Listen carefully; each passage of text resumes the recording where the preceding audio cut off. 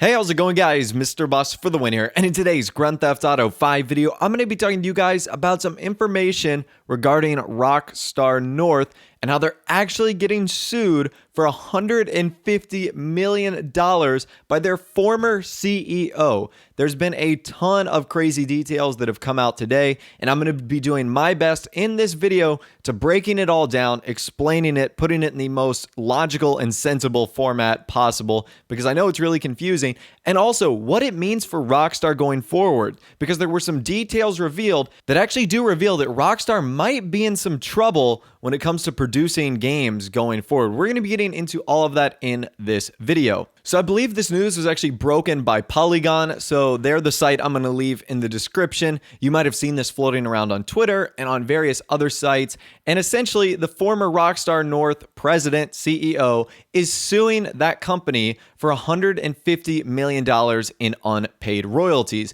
And essentially, if you don't know what royalties are, it's either a percentage of profit or a percentage of sales that's typically given to heads of companies or someone that's in charge, typically as a reward for doing well or having overall positive business numbers. That's a very common thing to see royalties in every business. So Leslie Benzies, who's the former president of Rockstar North and one of the lead producers on the Grand Theft Auto games, is suing Take-Two Interactive for $150 million in unpaid royalties, alleging that the company tried to force him out after he took a sabbatical. So I don't know how many of you guys knew this, but Benzies actually did take a sabbatical that started in 2014, and while he was on that sabbatical, it turns out that not only did his partners, Sam and Dan Houser, discover numerous deceptions on acts against him, but they also basically forced him out of the company when he wanted to return. So in February of this year, we actually talked about how Leslie Benzies left the company. And at the time, we really didn't know any of the details to what was happening between his side and the side of Rockstar North, but now it seems like all the details are out on the table. So the now Take-Two CEO, Strauss Zelnick, has actually confirmed the reports that a sabbatical did take place, and he states, "I can confirm that Leslie Benzies went on a sabbatical in September of 2014. He decided not to return to Rockstar Games, and that's unfortunately all Zelnick could say on the issue." However, this is when things get kind of weird because Leslie Benzies has a significant different story to this statement. He actually states that he attempted to return to work on April 1st, 2015, only to find that his keys to basically it's like a card key to get into the building, had been deactivated. So he states, after being let inside by building security, Mr. Benzies was ordered to leave by Rockstar North office manager without reason. So essentially, Leslie Benzies was wanting to come back to work, and when he came back to work, he had realized he had been fired, but no one had told him. So that is incredibly unfortunate. I mean, regardless of the scenario, whether it's just cause or there's no just cause, that is not obviously a good thing to do, to just let someone know they've been terminated without telling them. And then they show up and they're like, hey, sorry, you don't work here anymore. And what's great about this story is that all the details have actually come out. So Take-Two Interactive and Rockstar have filed a countersuit against Benzies, citing a breach of contract. And the document was actually obtained by the United States District Court, which gives us a ton of details, and I'm actually going to hit on the highlights right now. So in the deposition, it's incredibly long, but I'll leave a link in the description if you want to check it out. There was a part where it was a description between Leslie Benzies and Sam and Dan Houser talking about Red Dead Redemption and how they were struggling with it. So some of the quotes are, "The ups and downs are very extreme." That's what Sam Houser said in an email. "We have to fix this quickly. Help, I'm freaking."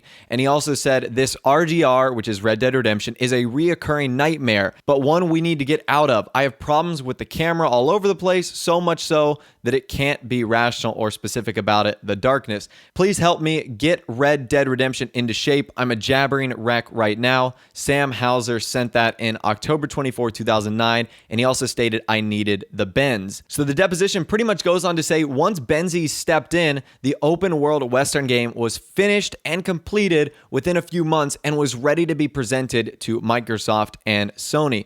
So essentially, Leslie Benzies is the guy who saved Red Dead Redemption. And if you don't know, he's pretty much the brains behind every Grand Theft Auto game since GTA 3. So this is actually troubling news if obviously you're a fan of Rockstar games like myself, because this could have a giant impact on the structure of Rockstar going forward, because they obviously haven't made another game since Grand Theft Auto 5, and Leslie Benzies was the one who had all the ideas and support for Grand Theft Auto 5. So what are they going to do going forward? It clearly seems that Sam and Dan Houser weren't really the best fit in order to take on the responsibilities of trying to complete Red Dead Redemption. They needed the guidance, I guess, the ideas and leaderships of Leslie Benzies in order to create it. And obviously now that he's been terminated, it certainly doesn't seem like he's going to be offering his advice to the team left at Rockstar North, trying to complete whatever project they're on next. And as we touched on earlier, he's suing them for $150 million. Now, that is a ton of money. Now, I know some people will say, well, you know, Rockstar's made so much money off of Grand Theft Auto 5. And that's true. Just off GTA 5 sales, that's sales alone, like physical discs, they've made $3 billion. $3 billion. That is a lot of money for one video game. And that doesn't even include the sales of shark cards or whatever you might have it, or other merchandise or anything like that. That's just $3 billion in game sales.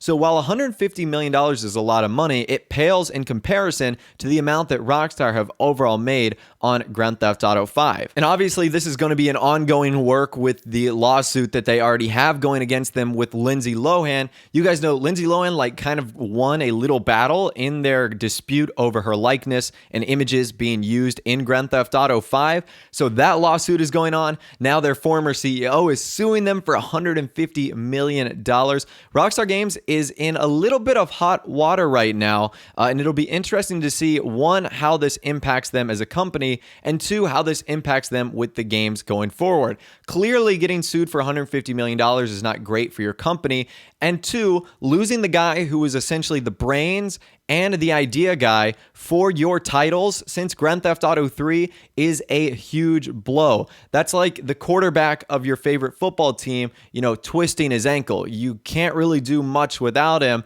and putting in a replacement might only get you so far. And I think Rockstar's been able to band-aid this situation a little bit because they haven't had another game release. GTA 5 has clearly been the only game they've put out over the last 3 years. So we really are just going to have to see where this goes and what the future of Rockstar Games is going to be like. But it is discouraging to know that, like I said, kind of the brains behind all this operation is no longer there and was terminated on really what, in my opinion, seems unjust cause. But again, I'll leave the articles and all the depositions in the comment section down below so you can check it out for yourself if you really want to. It's a lengthy read, but it is very interesting, so I highly encourage you guys to check it out. If you did go on to enjoy the video, a like rating would of course be awesome. And also subscribe to my YouTube channel if you are new or you like daily GTA 5 videos like this. With all the way, guys, like I said, thanks for watching. Take care, and I'll see you guys in the next video.